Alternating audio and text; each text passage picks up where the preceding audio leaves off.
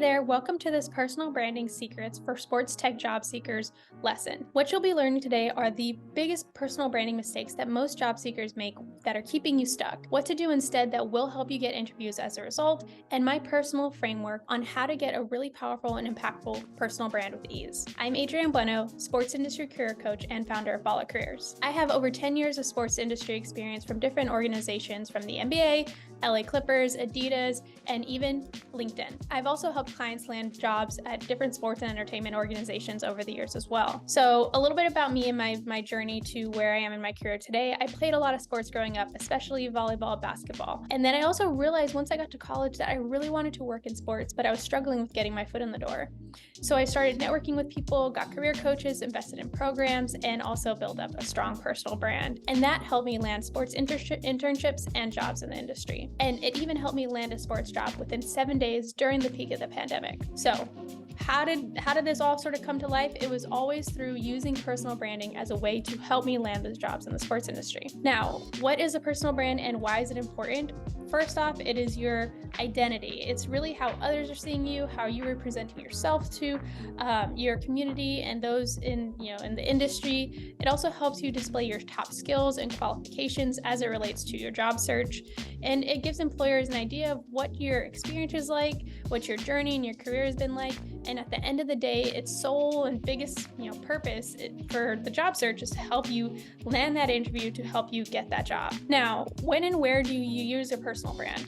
There are many times and places where it comes to life, but the three main places where it's coming to life for your job search is through your online presence, through your LinkedIn, through your Twitter, through your website, also through applications. So when you are presenting yourself through your resume, through cover letters, through customized applications and videos, whatever that might be, as well as your in-person presence. How are you showing up in rooms? How are you showing up in interviews, during work, even in current roles that you may be holding as well? Now, how do you create a personal brand? Well, there are many things that play a part in it, but as it relates to your online presence, there are a few aspects that are really important to keep in mind, specifically starting with your photo. We all have a digital presence online these days, and with a lot of work in the world being remote, and that's sort of where things are starting in your job search, it's important to have a really strong online presence with your personal brand. So with your photos, you want it to be professional, but you can also, of course, show your personality.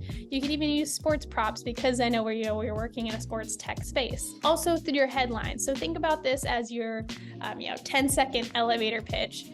Who you are, what do you do, who do you help, and how do you help them? For example, if you're looking across different social platforms, you might have a very short headline and bio and very tiny section to explain who you are, what you do. And for example, here, let's say you are a product manager and you do many things and you want to make sure that others know that about you. Sharing that you're a product manager, you work as a tech and business solution strategist in past roles, and you even showing your other interests, including women's sports and being a podcast host talking about these topics. And then even a one sentence can work really strong as well.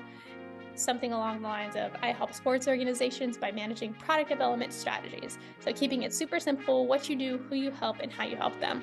Next is going more in depth about your bio, your About Me section. You can include that headline that we just walked through, but then also this is where you want to go a little bit deeper and tell that story of your career journey to where you started in the past, what led you to your current role, what experience do you have leading up to this, what you're doing now and where you want to be and see yourself in the future, and what type of people you're looking to connect with, like you see in this example below. Also diving deeper into your experience. So when people are speaking with you and you're sharing what type of work you've done in the past, make sure that you're using very strong action verbs, showcase that skill set that you have, also including quantifiable metrics, really diving deep.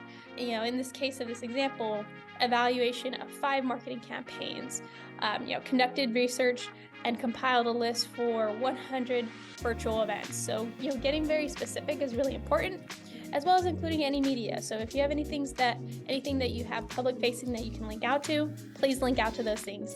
and showcase that information with others.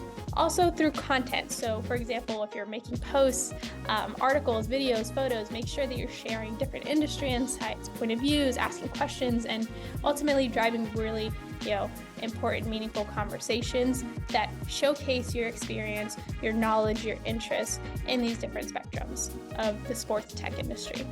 That was a lot of information in a very short period of time, but the most important thing here is to take action on all the things that we just talked about. So next steps for you are to be implementing these best practices into your personal brand.